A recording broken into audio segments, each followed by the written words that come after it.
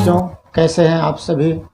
घर पे रहिए, सुरक्षित रहिए और कोरोना संक्रमण से बचे रहिए। बच्चों, कल हम लोग प्रथम अध्याय पढ़े थे। प्रथम अध्याय में जनन यानी कि लैंगिक जनन और अलैंगिक जनन के बारे में जानकारी ग्रहण किए थे। आज उसी अध्याय से संबंधित विभिन्न प्रकार के अभ्यास प्रश्नों का अभ्यास करेंगे। बच्चों, ये देखा गया है कि आपके यूपी बोर्ड में 4 प्रकार के प्रश्न पूछे जाते हैं। अति लघुत्तरीय, लघुत्तरीय, दीर्घ उत्तरीय और बहुविकल्पीय। उन्हीं सभी प्रश्नों को ध्यान में रखते हुए प्रथम अध्याय के प्रश्नों को हम लोग देखेंगे और उसको हल करेंगे। बच्चों, जैसे पहला प्रश्न नंबर 1, जीवों के लिए जनन क्यों आवश्यक है। जीवों के लिए जनन क्यों आवश्यक है। जीवों के लिए जनन अति महत्वपूर्ण होता है, क्योंकि प्रत्येक जीव को वातावरण में अपने अस्तित्व को बनाए रखने के लिए संतानें उत्पन्न करनी होती हैं और वो संतानें जनन के द्वारा ही संभव होता है। जीव अलैंगिक जनन के द्वारा या लैंगिक जनन के द्वारा संतान उत्पत्ति करता है और अपनी पीढ़ी को एक पीढ़ी से अगली पीढ़ी में स्थानांतरित करता है। बच्चों, यदि जनन नहीं होगा तो मृत्यु तो संभव है, अर्थात प्रत्येक जीव की एक निश्चित जीवन अवधि होती है। जीवन अवधि से तात्पर्य मान लें जन्म से लेकर युवावस्था, वृद्धावस्था और अंत में जीव की मृत्यु हो जाती है और इस अवधि को हम जीवन अवधि कहते हैं। इसलिए जैविक विकास के लिए समस्त जीवों को जनन करना आवश्यक होता है। प्रश्न नंबर 2, जनन की अच्छी विधि कौन सी है और क्यों है। बच्चों, आपको पता है जनन 2 विधियों से होता है, अलैंगिक जनन और लैंगिक जनन। इन दोनों में लैंगिक जनन सबसे अच्छी विधि होती है, क्योंकि लैंगिक जनन के समय 2 जनकों के गुणसूत्र अर्थात जीन आपस में मिलते हैं और एक विशेष लक्षण वाले बच्चे को जन्म देते हैं, जो वातावरण के लिए अनुकूलित होता है। अर्थात संक्षेप में अगर हम ये कहना चाहें कि लैंगिक जनन इसलिए अच्छी विधि होती है क्योंकि इनमें 2 जनक जीवों के गुणों का मिश्रण होता है। दोनों जनक गुणों के मिश्रण से जो बच्चों में लक्षण उत्पन्न होता है वो भिन्न होता है। और जैसा कहा गया है बच्चों, जब विभिन्नता होगी तो प्राकृतिक सिलेक्शन होगा, नेचर सेलेक्ट करेगी, और जब नेचर सेलेक्ट करेगी तो वो जीव वातावरण में अपने आप को अनुकूलित करेगा, और जब अनुकूलित करेगा तो उसका विकास होगा। इसलिए दोनों जनन विधियों में से लैंगिक जनन की विधि अच्छी होती है। प्रश्न नंबर 3, अलैंगिक जनन द्वारा उत्पन्न संतान को क्लोन क्यों कहते हैं? बच्चों, पीछे हम लोग अपने लेक्चर में क्लोन के बारे में थोड़ी सी जानकारी ग्रहण किए थे कि क्लोन वो संतान होती है जो अपने जनक से पूर्णतः फिनोटाइपिक और जीनोटाइपिक दोनों रूपों में समानता रखती है, उसे हम क्लोन कहते हैं। अर्थात बच्चों, लैंगिक जनन के समय हम लोगों ने ये देखा कि दो अलग अलग जनकों के जीन आपस में मिक्स होते हैं, जायगोट बनता है, उससे बच्चे का विकास होता है, जिससे बच्चे का लक्षण भिन्न हो जाता है जनक से। इसीलिए अलैंगिक जनन में दो जनकों के जीन आपस में मिश्रित नहीं होते, एक ही जनक के जीन से उत्पन्न होने वाली संतान का लक्षण उत्पन्न होता है। इसलिए अलैंगिक जनन से जन्म लेने वाले जीवों को, बच्चों को हम क्लोन कहते हैं। प्रश्न नंबर 4, अलैंगिक जनन के परिणाम स्वरूप बने संतति के जीवित रहने के अच्छे अवसर होते हैं, क्यों? एक बार मैं फिर रिवीजन कर दूं। अलैंगिक जनन के फलस्वरूप बने संतति के जीवित रहने के अच्छे अवसर होते हैं, क्यों? क्या यह कथन हर समय सही होता है? बिल्कुल सही है बच्चों, हद तक सही है।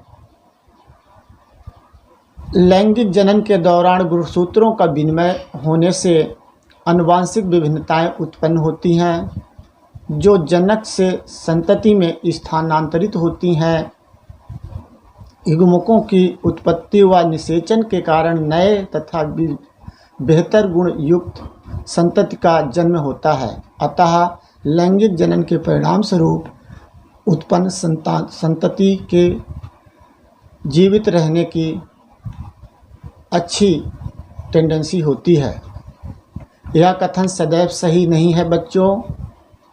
जनकों को रोगग्रस्त होने से रोग एक पीढ़ी से अगली पीढ़ी में भी चले जाते हैं। अर्थात हम लोग ये कह सकते हैं कि लैंगिक और अलैंगिक दोनों जनन में लैंगिक जनन की स्थिति सर्वोपरि होती है, अच्छी होती है अलैंगिक जनन के अपेक्षा।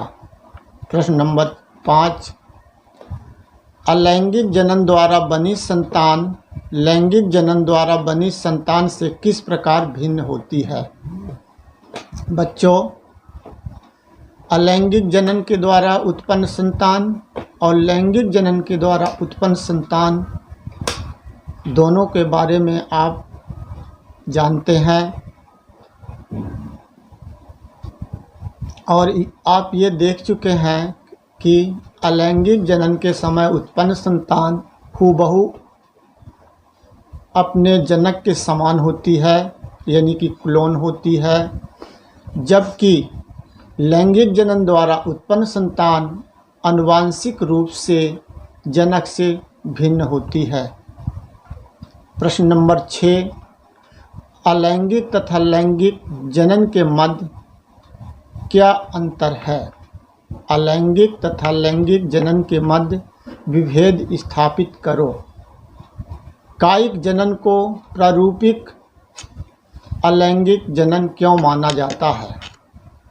बच्चों, अगर हम दोनों में अंतर स्पष्ट करना चाहें तो नंबर 1, अलैंगिक जनन सिर्फ एक जनक द्वारा होता है, जबकि लैंगिक जनन के लिए नर तथा मादा 2 जनक भाग लेते हैं।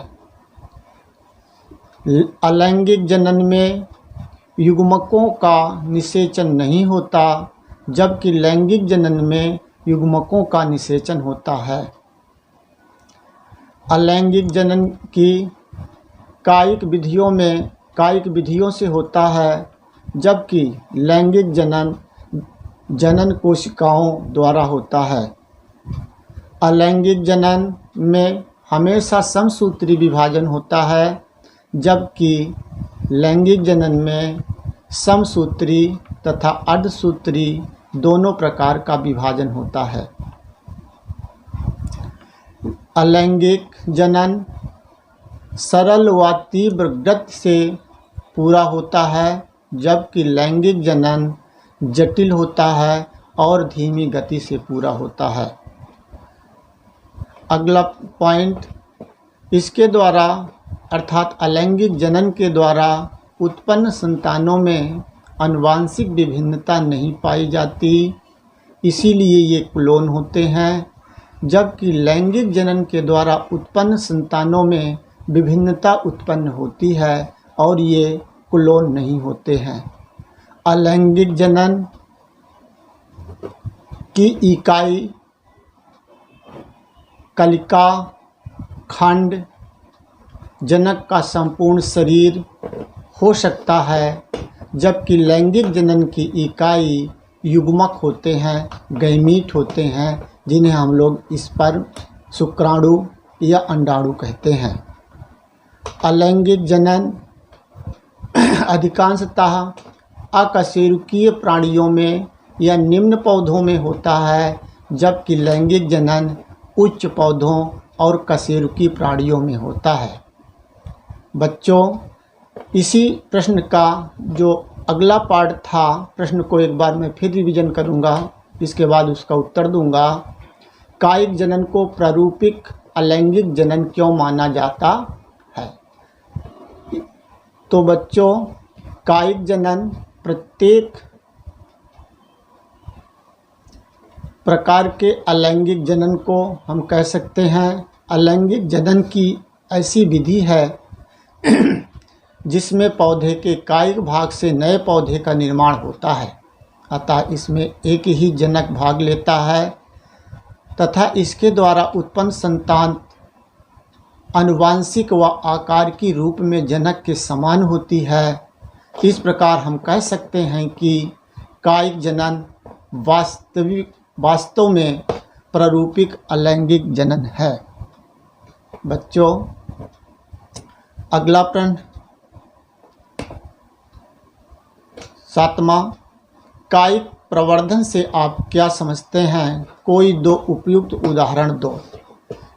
बच्चों, कायिक का मतलब होता है लैंगिक अंगों से अलग जो अंग हमारे शरीर में पाए जाते हैं, उन्हें हम कायिक अंग या सोमैटिक ऑर्गन कहते हैं। और इन अंगों के द्वारा, अधिकांशतः ये पौधों के केस में होता है, इन अंगों के द्वारा जड़, तना, पत्ती आदि में कोई भी भाग निर्मित हो और वो नया भाग पौधे से अलग होकर के जब नए पौधे को जन्म देता है, तो इस प्रकार के अलैंगिक जनन को हम कायिक प्रवर्धन कहते हैं। जैसे जड़, तना, पत्ती, कलिका आदि से नए पौधे का पुनर्जन्म होता है, कायिक प्रवर्धन कहलाता है। कायिक प्रवर्धन के दो उदाहरण आपको हम पिछले लेक्चर में भी बताए थे। ब्रायोफिल्लम के बारे में। ब्रायोफिल्लम एक ऐसा पौधा होता है जिसकी पत्तियों में छोटी छोटी कलिकाएं बनती हैं और वो कलिकाएं पत्तियों से टूटकर ज़मीन में गिर जाती हैं, नए पौधे को जन्म देती हैं। इसी प्रकार से दूसरा उदाहरण, आप सभी आलू देखे होंगे। आलू को अगर हम बहुत बारीकी से देखें तो उसमें आई स्पॉट दिखाई देते हैं, यानी छोटी छोटी आँखों जैसी संरचनाएं दिखाई देती हैं, जिन्हें हम नोट्स कहते हैं। और यहीं से आलू को अगर कुछ दिनों तक रख दिया जाए तो नए पौधे का जन्म होता है, अर्थात कलिकाएं बनती हैं और वो कलिकाएं नए पौधे में परिवर्तित हो जाती हैं। प्रश्न नंबर 8, अपनी जटिलता के बावजूद बड़े जीवों में लैंगिक जनन पाया जाता है, क्यों? ये सवाल बहुत इम्पोर्टेंट है, इसको विशेष ध्यान से सुनिएगा। अपनी जटिलता के बावजूद बड़े जीवों में लैंगिक जनन पाया जाता है, क्यों? बच्चों, लैंगिक जनन जटिल तथा धीमी गति से होने के बावजूद भी अनेक रूप से उत्तम है, अच्छा है। इस प्रकार के जन्म के दौरान गुणसूत्रों का विनिमय होता है, यानी कि दो जनकों के गुणसूत्र आपस में मिलते हैं और अगली पीढ़ी में स्थानांतरित होकर के संतान में विभिन्नता उत्पन्न करते हैं, जो जैविक विकास के लिए अति आवश्यक है। इसलिए जटिलता के होते हुए भी लैंगिक प्रजनन महत्वपूर्ण होता है। अगला प्रश्न नंबर 9, जूस्पोर तथा युग्मनज में क्या अंतर है? जूस्पोर यानी कि अलैंगिक चल बीजाणु तथा युग्मनज यानी जायगोट के बीच क्या अंतर होता है?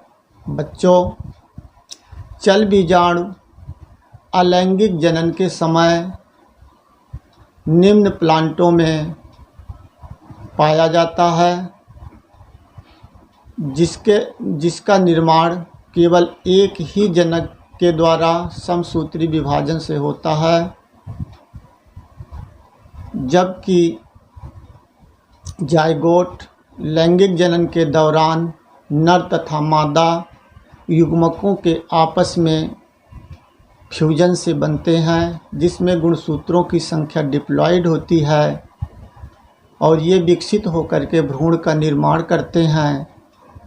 भ्रूण का फिर डेवलपमेंट यानी विकास होता है और विकास के बाद नए चाइल्ड का जन्म होता है।